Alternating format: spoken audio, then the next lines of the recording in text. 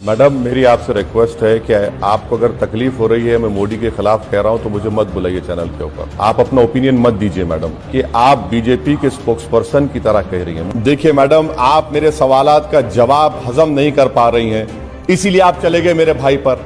आप डिबेट मेरे भाई पर कर रहे हैं तो उनको बुला लीजिए, मैं चला जाता हूं। मैडम कब तक आप लोग गवर्नमेंट को सपोर्ट करते रहेंगे? मत करिए ना। अगर आप अच्छे हैं तो इस देश को अच्छा रखिए ना। मैं आपको चैलेंज कर रहा हूं, अगर आप में मर्दानगी है तो मुझ पर केस बुक करिए। चलिए मैं आपको चैलेंज कर रहा हूं। आपको ये बताना पड़ेगा कि मैंने देश के खिलाफ क्या कहा, और अगर कहा है तो मैं जी टीवी को चैलेंज कर रहा हूं, मेरे खिलाफ केस बुक करिए और मुझे जेल में डालिए, वरना इस अल्फाज को आप वापिस लीजिए। बड़ा दिल नहीं दिखा सकते क्या मुसलमान? मैडम आपसे सीखना नहीं चाहूंगा, मैं अंबेडकर के दिए हुए संविधान को समझने की कोशिश कर रहा हूं। इस प्रोग्राम को खत्म होने से पहले आप मुझे झूठा साबित कर दीजिए। मैडम मुझे नहीं मालूम था कि आप सुप्रीम कोर्ट के सिटिंग चीफ जस्टिस हैं, को लॉर्डशिप कहकर पुकारूंगा आपको मैं। नहीं ओवैसी साहब, आप तो सुप्रीम कोर्ट की तरफ से आप बात कर रहे हैं। अगर मैं कहूंगा कि इंशाअल्लाह अंजना ओम कश्यप और मशहूर हो जाए तो क्या आप कम्युनल हो गए? अगर मैं कहूंगा कि इंशाअल्लाह मैं दोबारा एमपी बनूंगा तो मैं कम्युनल हो गया। लेकिन अगर बीजेपी का कोई नेता कहे कि जय श्री राम अंजना और पॉपुलर हो जाए तो वो कम्युनल हो जाएगा। पक्ष की दिक्कत यही है कि वो जाति के बंधनों में बंधा हुआ है, और वहीं दूसरी तरफ प्रधानमंत्री नरेंद्र मोदी की तरफ से तो कहा जाता है कि मेरी जाति एक ही है, मेरी जाति गरीबी है। उसे हम क्यों नजरअंदाज कर देते हैं सर? मैडम मेरी आपसे रिक्वेस्ट है कि आपको अगर तकलीफ हो रही है, मैं मोदी के खिलाफ कह रहा हूं तो मुझे मत बुलाइए चैनल के ऊपर। आप सवाल करिए, आप अपना ओपिनियन मत दीजिए मैडम। नहीं सर, मैं सिर्फ सवाल ही रख रही हूं। सवाल करना है, मुझे रोकना है। दूसरे नजरिए वाले सवाल रख रही हूं, तो मुझे ऐसा लग रहा है कि आप नजरअंदाज कर रहे हैं। मैं सिर्फ सवाल रख रही हूं सर। नहीं मैडम, आप देखिए, मेरी आपसे बड़ी अदबन गुजारिश है कि आप बीजेपी के स्पोक्स पर्सन की तरह कह रही हैं। मुझे आप सवाल करिए, मैं रात भर बैठने को तैयार हूं। तकलीफ अगर आपको हो रही है तो इससे आप अपने आप को एक्सपोज कर रही हैं कि आप बीजेपी को चाहती हैं, मगर कम से कम एंकर का जो आपका रोल है वो आप मुझसे बेहतर जानती हैं। मेरी आप चलिए अब आपके सवाल का जवाब देता हूं। गृह मंत्री ने जो कहा था और उसके बाद प्रधानमंत्री ये कह रहे हैं, तो कौन झूठ बोल रहा है? आपके भाई जो बयान दे जाते हैं, आपसे सफाई मांगी जाती है, और उस समय आप जो बयान देते हैं ना, उसके बाद वो पत्थर की लकीर मान ली जाती है। अब गृह मंत्री ने कहा, प्रधानमंत्री ने कहा नहीं ऐसा नहीं है, बात किसकी मानी जाएगी? देखिए मैडम, आप मेरे सवालात का जवाब हजम नहीं कर पा रही हैं, इसीलिए आप चले गए मेरे भाई पर। आप डिबेट मेरे भाई पर कर रहे हैं तो उनको बुला लीजिए, मैं चला जाता हूं। अगर आप डिबेट कर रहे हैं कि अमित शाह ने जो कहा वो सच है या झूठ है तो मैं तैयार हूं। मैं आपको मिनिस्ट्री ऑफ होम अफेयर्स के वेबसाइट से कोट करके बता रहा हूं, और आप दूसरी जगह चले जा रहे हैं। मैडम कब तक आप लोग गवर्नमेंट को सपोर्ट करते रहेंगे? मत करिए ना। कभी सच्चाई को तो मान लीजिए। अगर मैं झूठ कह रहा हूं तो आप आधे घंटे के बाद मुझे बुला लीजिए, मैं तैयार हूं सुनने के लिए। मैं तो मिनिस्ट्री ऑफ होम अफेयर्स के वेबसाइट से कोट करके बता रहा हूं आपको डिफरेंस। मैं आपसे अपील कर रहा हूं कि सच्चाई को जानिए, छोड़िए मैं गंदा आदमी हूं, मेरा भाई भी गंदा है, हम बुरे हैं। अगर आप अच्छे हैं तो इस देश को अच्छा रखिए ना। छोड़ दीजिए हमारा क्या हाल है, हम गुनाहगार हैं, जो भी है। नहीं देखिए, बहुत आसान है इल्जाम लगा देना कि जो सरकार है उसको आप सपोर्ट कर रहे हैं कि नहीं। आप ये बताइए कि आप ही लोगों की तरफ से ये बात उठाई जाती है ना कि अर्थव्यवस्था में दिक्कत है, मंदी है, बेरोजगारी है। इसके लिए तो कभी मैंने नहीं देखा, किसी ने नहीं देखा कि आप लोग इस तरीके से सड़क पर उतरे, इतने उग्र हो जाए, इस तरह की चीजें हो, ऐसा विरोध प्रदर्शन हो। विरोध प्रदर्शन किसके लिए हो रहा है? उसी चीज को जिसको आप कहीं से कहीं घुमा फिराकर धर्म से जोड़ दे रहे हैं।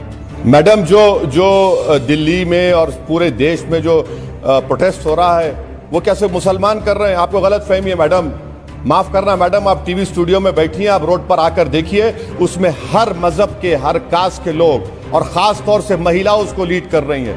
मैं आपको चैलेंज कर रहा हूं, अगर आप में मर्दानगी है तो मुझ पर केस बुक करिए। चलिए मैं आपको चैलेंज कर रहा हूं। हैदराबाद में आप हैं, वहाँ के मुसलमानों को तो आपने इंसाफ दिलाया नहीं अभी तक। बिहार आप पहले जाना चाहते हैं। अब देखिए, इंसाफ दिलाए या नहीं दिलाए वो तो अगर आपके सामने कभी बहस करवा लीजिए एम्पिरिकल डेटा के साथ, चाहे सच्चर कमेटी हो, मिश्रा कमीशन हो, प्रोफेसर कुंडू की रिपोर्ट हो, तो आपको अपने अल्फाज वापस लेना पड़ेगा और माफी चाहना पड़ेगा। आपको लगता है कि आपके केवल मीट पर दिए गए बयान मीडिया दिखाता है? आपके केवल देश के खिलाफ दिए गए बयान मीडिया दिखाता है? जब आप मुसलमानों की अच्छाई करते हैं तो मीडिया नहीं दिखाता। आपको ये बताना पड़ेगा कि मैंने देश के खिलाफ क्या कहा, और अगर कहा है तो मैं जी टीवी को चैलेंज कर रहा हूँ, मेरे खिलाफ केस बुक करिए और मुझे जेल में डालिए, वरना इस अल्फाज को आप वापस लीजिए। ये आपको जेब नहीं देता कितना बड़ा, आपको जेब नहीं देता कितना बड़ा टीवी, अभी उस पर भी आ जाऊंगा सर। ये आपको जेब नहीं देता, भी आ जाऊंगा। इतना बड़ा चैनल है। या अपने भाई के कहे के साथ खड़े रहे। दोनों एक ही बातें हैं सर। सुनिए, अगर आप देश के तमाम अगर मुसलमानों आप- की नुमाइंदगी करते हैं तो आप अपने भाई की भी नुमाइंदगी करते हैं। आप जरा सुन तो लीजिए, आपने क्या कहा? मैंने देश के खिलाफ कहा। अगर मैं देश के खिलाफ कहा तो आपकी गीरत कहाँ चले गई? आप एक गद्दार को क्यों बुलाया अपने टीवी चैनल से? सर मेरा सवाल ये है, आप बताइए केस। सर आप एक सांसद केस भी हैं, नहीं, असदुद्दीन ओवैसी आप एक सांसद भी हैं। आप इस तरह की आप एक बात सांसद नहीं, भी हैं। नहीं, हम आगे आप नहीं एक बढ़- वकील भी हैं। नहीं, हम आगे नहीं, आप एक वकील भी हैं, नहीं, एक हम सांसद आगे भी नहीं हैं। बढ़ सकते जब तक कि आप मेरा अपने एक भाई के बयान बयानों बताएंगे के जो मैंने साथ देश हैं के कि खिलाफ नहीं कहा। है? आप अपने भाई के बयानों के साथ हैं आप कि नहीं ये है? बताइए कि आप ये बताइए कि देश के खिलाफ मैंने क्या कहा? आप अपने भाई के बयानों के साथ हैं कि नहीं है? ये कहा कि मैंने देश के खिलाफ कहा। क्या कहा बताइए? मैंने कहा कि आप अपने भाई के बयानों के साथ हैं या नहीं है, मेरा ये सवाल है। आप उसके अलावा सब कह रहे हैं। मेरे भाई के आप उसके अलावा सब कह रहे मेरे हैं। भाई के खिलाफ केस बुक हुआ, वो जेल को गए और कोर्ट ने उनको जमानत दी है। वो मसला कोर्ट में है। मैंने देश के खिलाफ क्या कहा वो आपको बताना पड़ेगा। मेरा सवाल ये है, आप अपने भाई के साथ हैं कि नहीं है?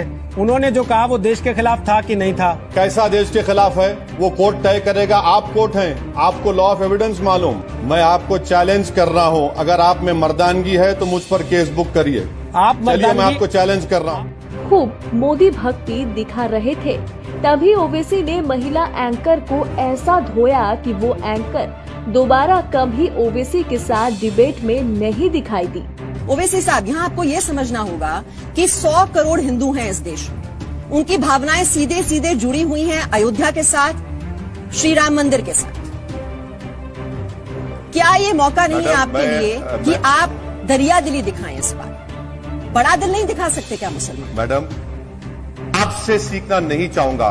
मैं अंबेडकर के दिए हुए संविधान को समझने की कोशिश कर रहा हूं और आप आस्था की बुनियाद पर हिंदू आस्था, हिंदुत्व की आस्था में डूबकर आप इस तरह का सवाल एक ऐसे शख्स से कह रहे हैं जिसकी जिंदगी का मकसद हिंदुस्तान की कॉन्स्टिट्यूशन को अपहोल्ड करना है। मैंने आपको शुरुआत में कहा कि मैंने सुप्रीम कोर्ट के इस फैसले का वेलकम करते हैं। क्या मैं कंटेम्प कर रहा हूं? क्या मिस्टर रविशंकर का स्टेटमेंट आपने जी टीवी पर नहीं दिखाया? चलिए, आप उसको गलत प्रूफ कर दिए असदुद्दीन ओवैसी को। इस प्रोग्राम को खत्म होने से पहले आप मुझे झूठा साबित कर दीजिए। अगर देखिए, उन्होंने किसी एक के पक्ष में ये फैसला सुना दिया तो एक समुदाय में हमेशा खटास रहेगी। सुप्रीम कोर्ट ये नहीं चाहता। आप चाहते हैं कि एक समुदाय में खटास हमेशा बनी रहे? मैडम, मुझे नहीं मालूम था कि आप सुप्रीम कोर्ट के सिटिंग चीफ जस्टिस हैं। अभी इंकशाफ हो रहा है। वो मुबारकबाद देता हूं आपको, लॉर्डशिप कहकर पुकारूंगा आपको मैं। नहीं ओवैसी आप साहब, तो सुप्रीम कोर्ट की तरफ से आप बात कर रहे हैं। मैडम, मुबारकबाद देता हूं मुझे। मैडम, एक काम करते हैं ना, चलिए आप मेरी गर्दन कटवा दीजिए, इत्मीनान हो जाएगा सबको। कर लीजिए, मेरे जिस्म के एक नहीं 50 टुकड़े कर दीजिए, बीजेपी से मुद्दा चला जाएगा। कर दीजिए ना मैडम। अगर अब नौबत इस बात पर आ चुकी है तो चलिए, हम तैयार हैं। अब क्या कर सकते हैं? शुक्रिया, आप जब से हिंदू बात करके हम पे आ गई। मुबारक आप। खुलकर हिंदू और मुस्लिमों में दरार पैदा करते हैं ऐसी बातें करके, जो आप भी अपने भाषणों में, कैंपेन ट्रेल मैंने आपका किया ओवैसी साहब, आप भी बार बार कहते थे इंशाअल्लाह ये मोदी जाएगा। आप भगवान का नाम, आप अपने खुदा का नाम ले सकते हैं, तो फिर ये पार्टी क्यों पीछे रहे? क्योंकि इनको भी लगता है कि इसी के जरिए हम अपने हिंदू वोटर्स को पोलराइज करेंगे। 2 सवाल आपसे पूछा है। ध्रुव त्यागी की अगर हत्या होती है तो उसकी जवाबदेही किसकी बनती है? और दूसरा कि यही आप भी उसी एजेंडा को फॉलो करते हैं। ये सेक्युलर शब्द अब हिंदुस्तान के संविधान में, कम से कम राजनीति में तो नहीं रह गया, संविधान में लिखा हुआ एक शब्द जरूर होगा। अगर मैं कहूंगा कि इंशाअल्लाह अंजना ओम कश्यप और मशहूर हो जाए तो क्या आप कम्युनल हो गए? अगर मैं कहूंगा कि इंशाअल्लाह मैं दोबारा एमपी बनूंगा तो मैं कम्युनल हो गया। लेकिन अगर बीजेपी का कोई नेता कहे कि जय श्री राम अंजना और पॉपुलर हो जाए तो वो कम्युनल हो जाएगा? नहीं ओवैसी जी, यही तो मेरा सवाल है कि अगर बीजेपी का कोई नेता ये कह दे कि जय श्री राम अंजना और पॉपुलर हो जाए तो वो कम्युनल हो जाएगा। सुनिए, किसको थप्पड़ मारा जा रहा है? वीडियो में चप्पल देकर कहा जा रहा है कि मार, वो नारा देकर किसको कह रहा है? कौन कर रहा है ये? किसने नाम लेकर 6 दिसंबर को क्या किया था? और रहासा और उस बच्चे की हत्या का मैं कंडेम करता हूं। मेरी स्पीच है उसके ऊपर। वो तो मोदी जी भी कंडेम करते हैं सर। कंडेम किया उसको। वो तो मोदी जी भी कंडेम करते हैं। मैंने वो तो मोदी जी भी कंडेम करते हैं। मैडम देखिए, सुनिए, मैं आप फर्क मैं बता रहा हूं आपको, कंडेमनेशन में और हिपोक्रेसी में फर्क यह है कि असदुद्दीन ओवैसी कातिलों के साथ नहीं खड़ा होता है, बीजेपी के लोग खड़े होते हैं। मंत्री फूल का हार पिनाते हैं जो मार कर आते हैं अलीमुद्दीन अंसारी के लोगों को, जो उनको बेल मिलती है।